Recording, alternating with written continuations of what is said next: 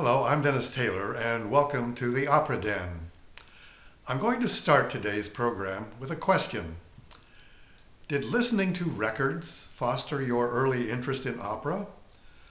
For myself, and I think many people, recordings played a big role in introducing us to opera.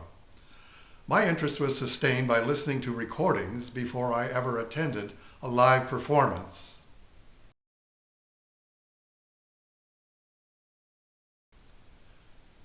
The golden age of LP recordings from the 1950s, 60s, and 70s gave us some lavish productions with all-star casts and great stereophonic sound. But how did this technology get its start? There were two very influential men that had significant impact on the recording industry in the realm of opera and classical music. Their story is the focus of today's program.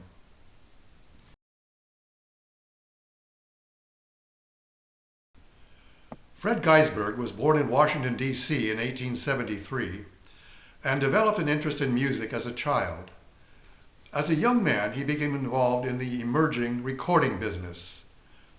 Emil Berliner invented the flat disc gramophone in 1887. Gaisberg met Berliner in 1891, and their association would change the world of recorded music.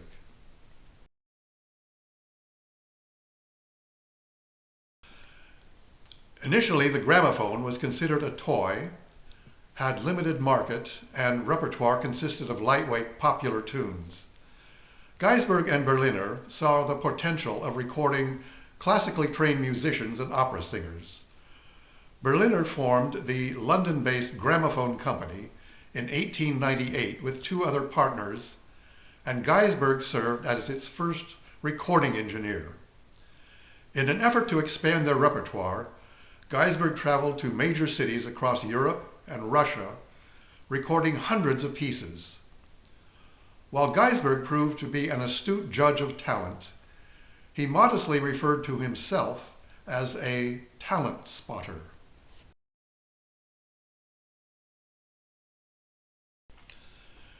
The great tenor Enrico Caruso was born in Naples, Italy in 1873.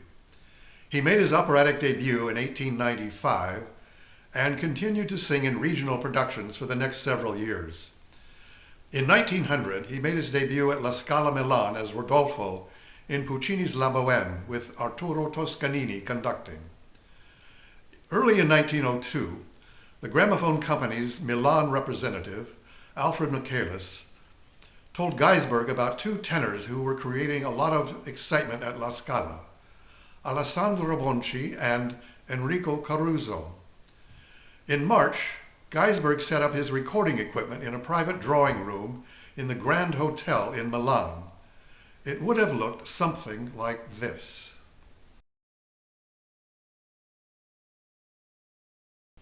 Gaisberg heard Caruso sing at La Scala and was enthusiastic about recording his voice. After that performance had ended, Gaisberg and Michaelis negotiated a contract with Caruso.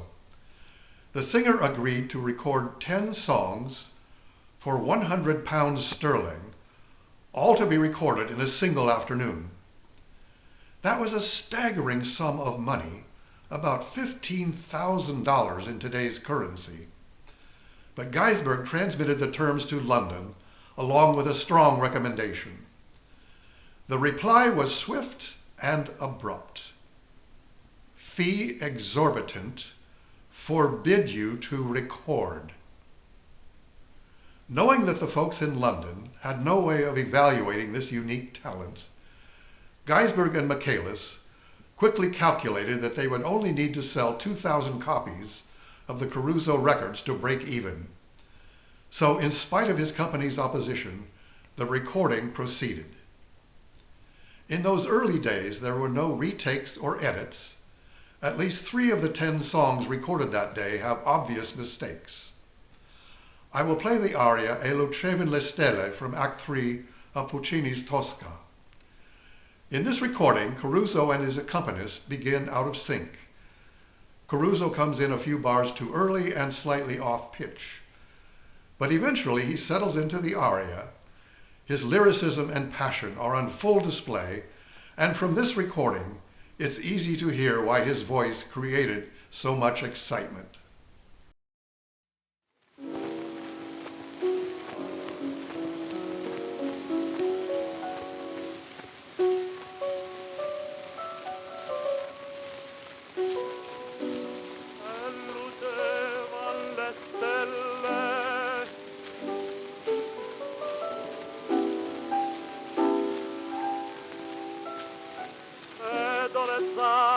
La terra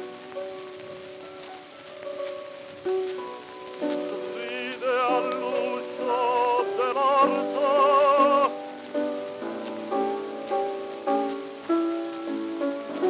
e un passo fiorava all'arena, entrava la fragrante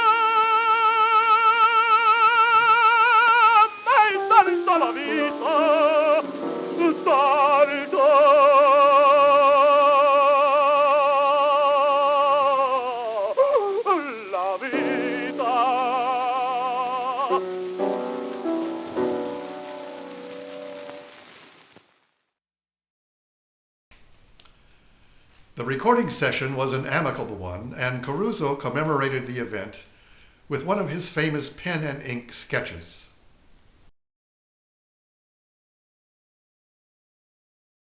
In his fascinating memoir, Music on Record, Gaisberg says, quote, "We paid Caruso his £100 on the spot. I was stunned at the ease with which such a vast sum was earned, and could not foresee that as a result of this contract, Caruso would earn close to £1 million in the next 20 years, and the industry twice that amount. Nor could I foresee that these records would let down all the barriers of prejudice which the great artists held against recording." Unquote. Capturing those 10 songs on disc proved to be a seminal event in the record business. Sales of gramophones and records skyrocketed, and other opera singers eagerly signed recording contracts. By the next month, when he arrived in London for his first Covent Garden appearance, Caruso's name was already a box office draw, and the impresario of the Metropolitan Opera signed up Caruso for the 1902 fall season primarily on the basis of listening to the recording of the aria from Tosca.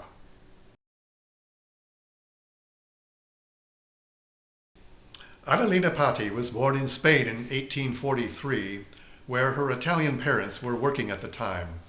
When she was 4, the family moved to New York City.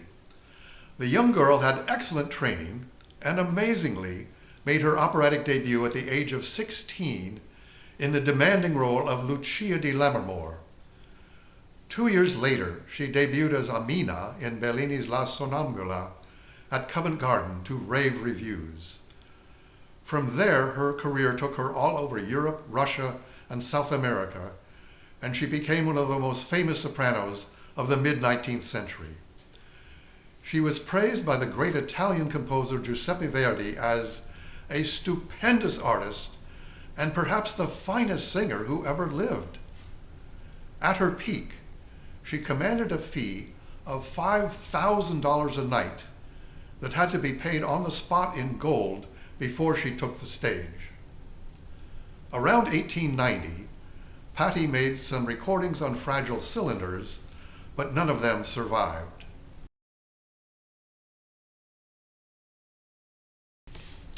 In 1905, Gaisberg and an accompanist traveled to Patti's castle in Wales for the purpose of making a few recordings. But the diva had to be in the right mood to sing. For several days, the recording team was made to wait for her to be comfortable with proceeding.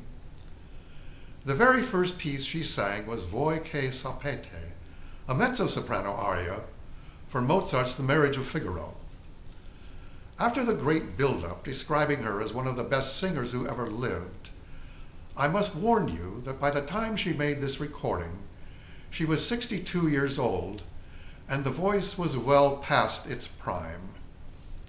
I play it because of its historical significance and for your amusement after you hear her reaction to it.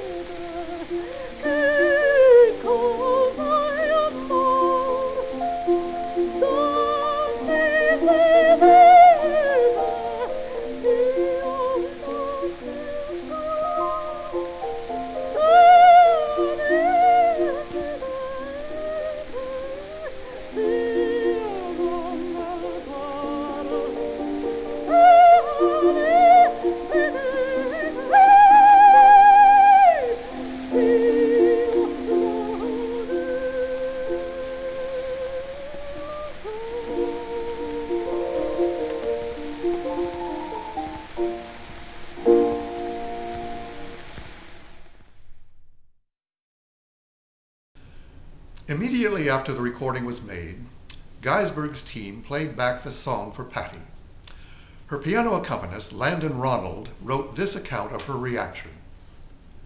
When the little gramophone trumpet gave forth the beautiful tones, she went into ecstasies.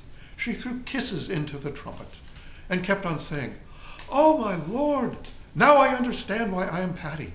Oh, yes, what a voice, what an artist, I understand everything." Her enthusiasm was so naive and genuine that the fact that she was praising her own voice seemed to us all to be right and proper.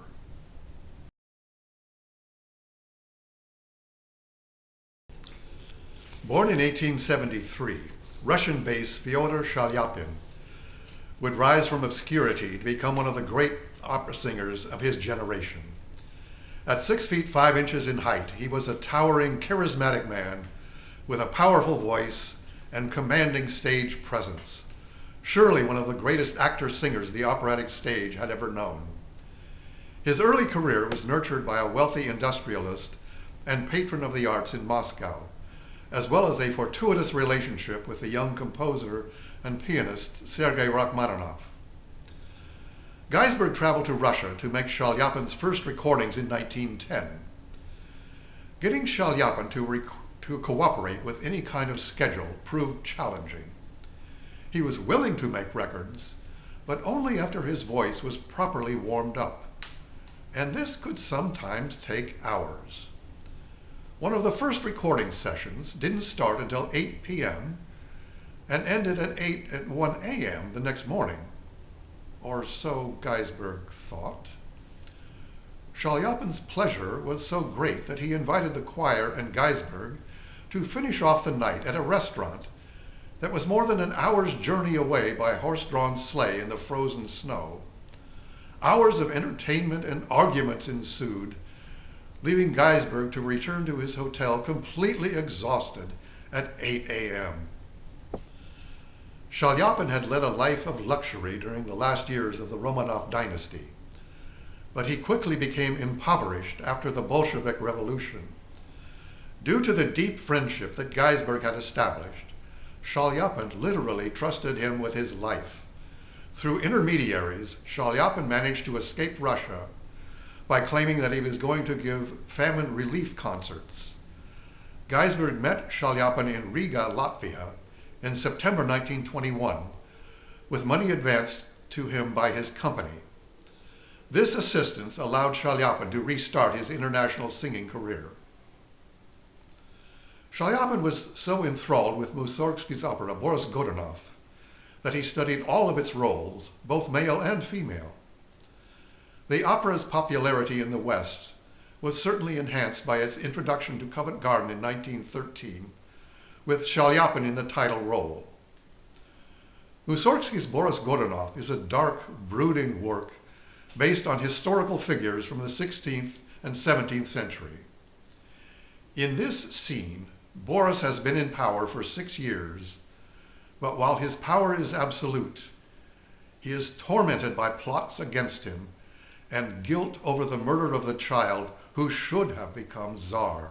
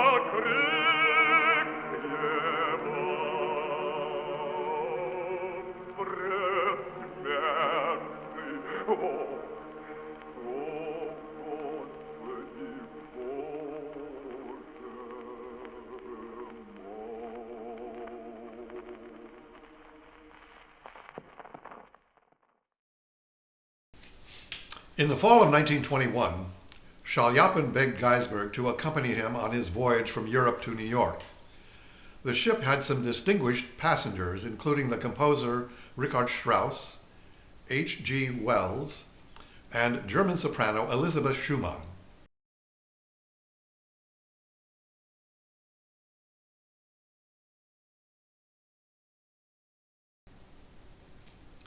Strauss and Schumann were going on a U.S. tour where he would accompany her in recitals of his songs.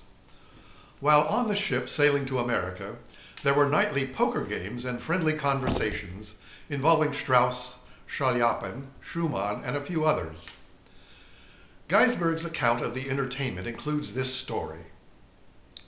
Elizabeth contributed to our hilarity by disclosing her odd gift of imitating bird calls without moving a muscle of her roguish face, so that it was almost impossible for the hearer to trace the source of the sound. If she had not laughed, we should have persisted in thinking there were canaries in the salon. In 1930, Gaisberg convinced Schumann to record a song which utilized this gift of mimicry. Here's a portion of her singing and whistling the Viennese Nightingale song.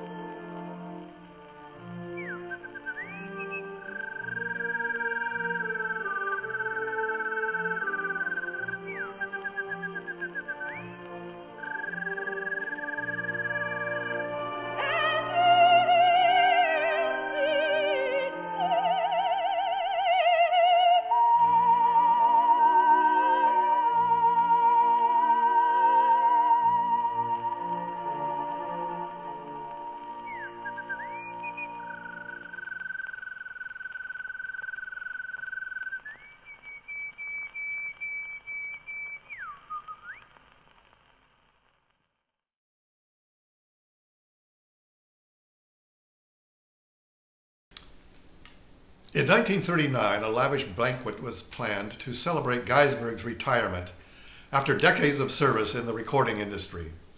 More than 60 internationally known musicians were on the long list of the honorary committee, including such luminaries as Sir Thomas Beecham, Pablo Casals, Kirsten Flagstad, Jascha Heifetz, Fritz Kreisler, Loritz Melchior, Yehudi Menuhin, Sergei Rachmaninoff, Arthur Rubinstein, Leopold Stokowski, and Bruno Walter. Gaisberg was somewhat embarrassed by the attention, but certainly deserving of the accolades.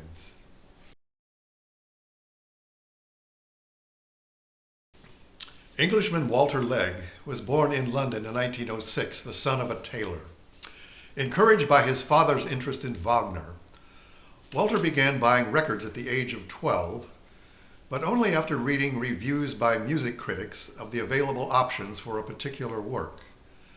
At the age of 15, he began attending concerts, again carefully judging which performances might warrant his expenditure.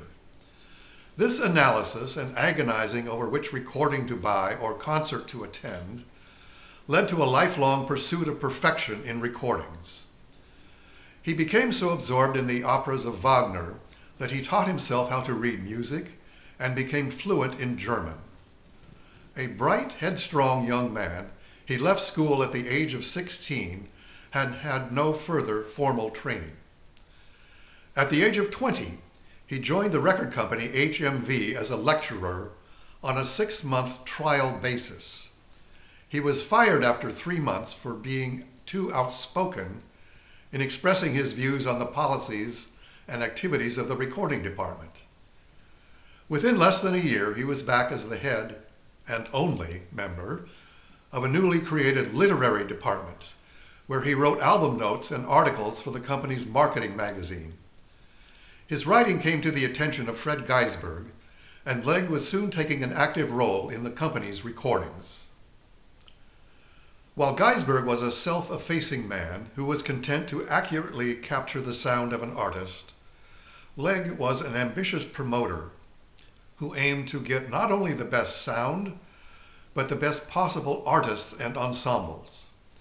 He wanted his studio recordings to exceed what people heard in the concert hall. Using his years of musical criticism, as well as contacts he has made over the years, Legge looked for ways to realize his ideal recordings.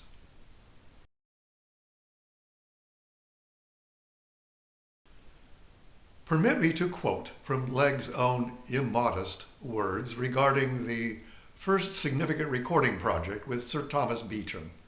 Quote, "The first major fruit of our collaboration was the famous and as yet unequaled Zauberflöte. This was made in 1937 with the Berlin Philharmonic Orchestra and a cast of my selection. This was my first complete opera recording, and I prepared it with particular care for every detail imaginable. I selected the members of the orchestra and even rehearsed the singers in Berlin, so that when Beecham arrived, the company was ready for him."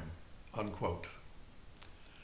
A tribute to its excellence and historical significance, that 1937 Beecham Magic Flute recording has never been out of the catalog and is still available now in CD format. I will play a portion of the aria Die Bildnis ist des Zaubern schön from that recording, performed by Danish tenor Helga Rosvanger.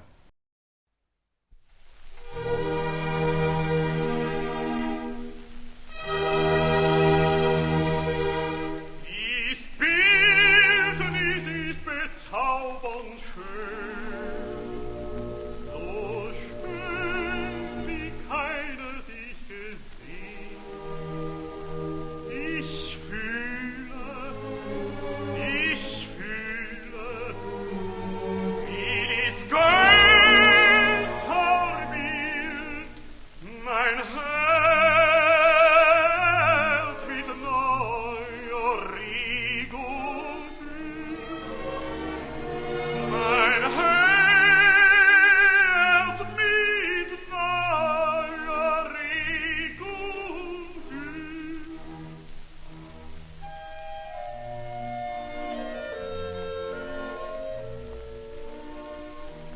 Dies etwas kann ich zwar nicht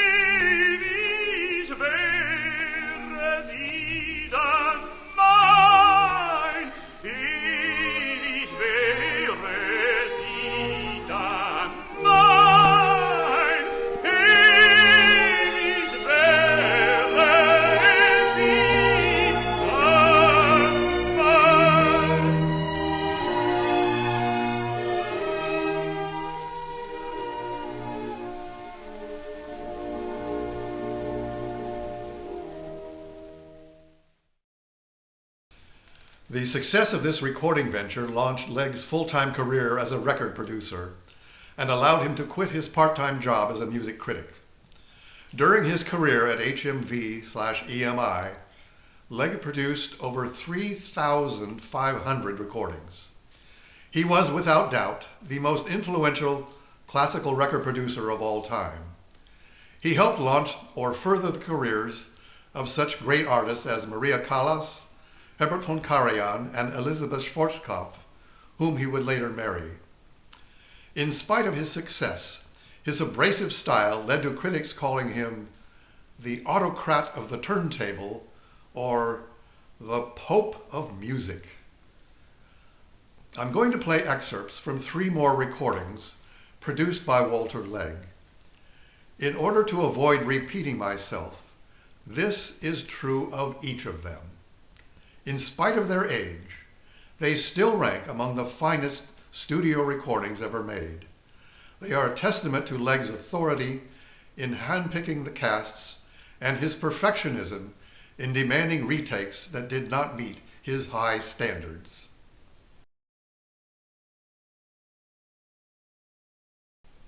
Maria Callas first sang the role of Tosca when she was only 18 years old at a performance in Greece. She was in her vocal prime when Legge arranged a recording of Tosca in 1953. She was paired with the incomparable Tito Gobbi as Scarpia and the exciting tenor Giuseppe Di Stefano. Tosca was one of Callas's signature roles and one that she sang throughout her turbulent career. As she sings the Act II aria, Visi d'arte, I lived for art, her intensity blurs the line between her art and real life. It is certainly a poignant expression of just how much of herself she gave to her art and her admirers.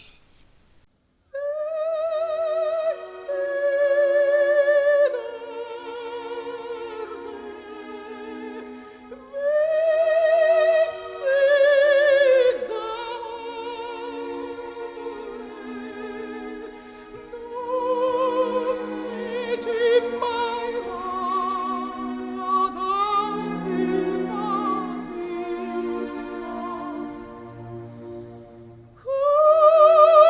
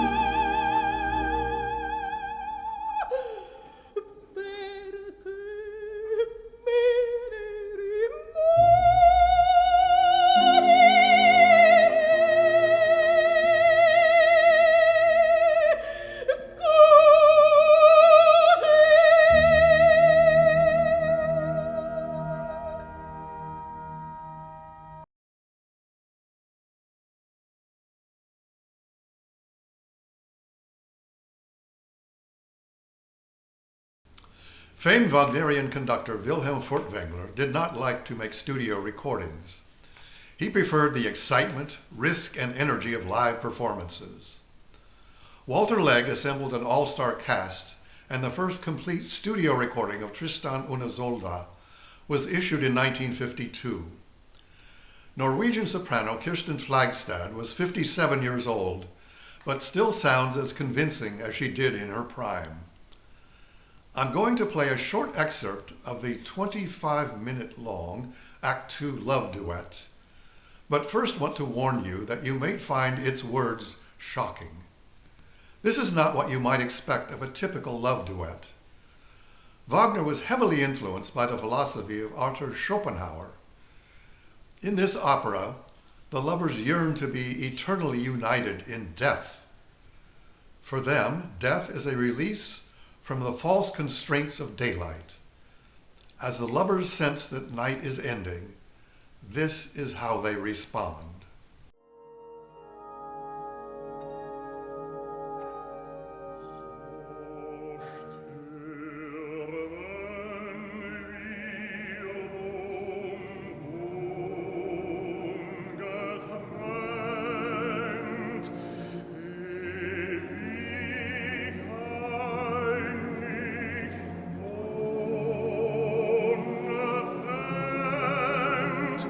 Oh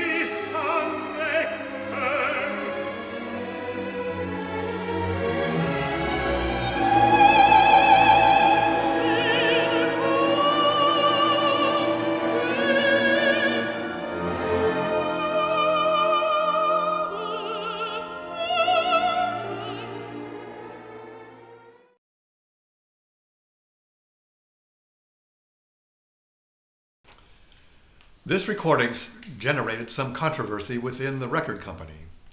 Due to each act of the opera being 60 to 90 minutes long, but LP records limited to about 30 minutes per side, decisions had to be made regarding where to make the breaks at the end of an LP side. After the recording had been distributed, an EMI employee named Mr. Havens complained and made his own suggestions as to where the cuts should have been made. With his artistic integrity and judgment questioned, Legge sent back a sharply worded reply. In case anyone should be so misguided as to take this piece of presumptuous piffle seriously, the breaks as they stand were carefully considered. I could not make them foolproof, but I had hoped to make them bloody foolproof. I must assume that this primeval blockhead consulted the orchestral score before he condescended to impart to you that favor of his pontifications. Legge goes on to discuss in detail why the proposed breaks are misguided and ill-advised, and then concludes with these words. I do not know what are this Havens' duties in the company, but I hope he shows more efficiency in these than he does in that field into which he has put his clumsy foot, his fist, and his fat head. Please send me your memorandum which stimulated this oyster to produce these pearls. Those words will give you some insight into the personality and forceful style of Walter Legge.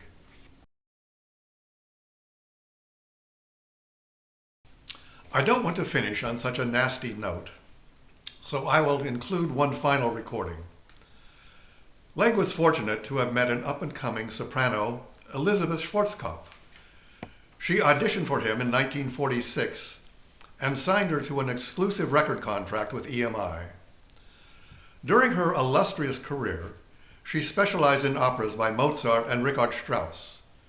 She was regarded as one of the finest sopranos of the 20th century. Several of her roles, such as the Marschallin in Strauss's Der Rosenkavalier, set the standard for others to emulate. Another role for which she was well suited was Fiordiligi in Mozart's Cosi fan tutte. I'm going to play an excerpt from the trio Soave sia il vento, where she is joined by Christa Ludwig and Walter Berry. In the scene leading up to this moment, the two ladies are informed by the manipulative Don Alfonso that their lovers have been ordered to active duty and will sail away very shortly.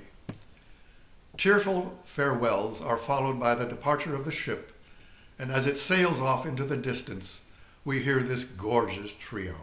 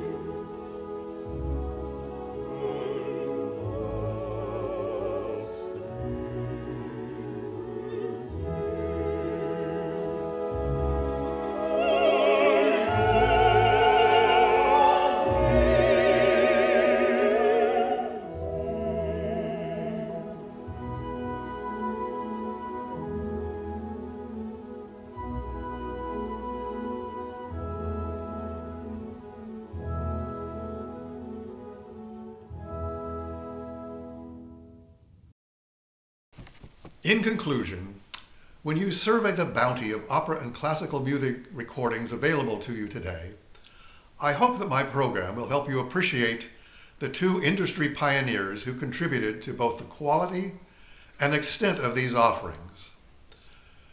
For those of you who might be interested, here are the three books that served as the primary sources for today's program.